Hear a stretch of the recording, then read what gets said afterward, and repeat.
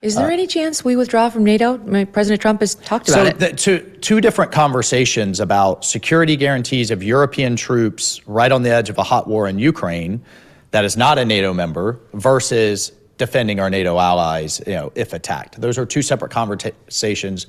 We support NATO, we support Article 5, but you've heard President Trump's, he looks at it, if you had a club and only half to 2/3 of the members were paying their dues, what are the other ones And the club required you to go to war if somebody in the club not paying their dues has a massive fight. And I have to tell you, just my own experience as a Green Beret, a special operations officer who, with multiple tours in Afghanistan, when we were there with our NATO allies, we had the fighting allies, the British, the Canadians, the Danes, and then we had others, frankly, that were kind of in the more peaceful parts that wouldn't even allow us. I tried to call a medevac from Germany where we needed help. They wouldn't allow them to come.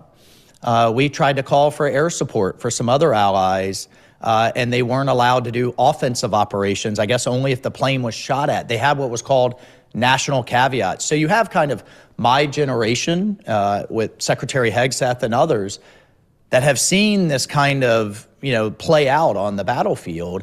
And that's not to criticize the troops. They were constrained by their governments. And if we're all in this together, then we're all in this together.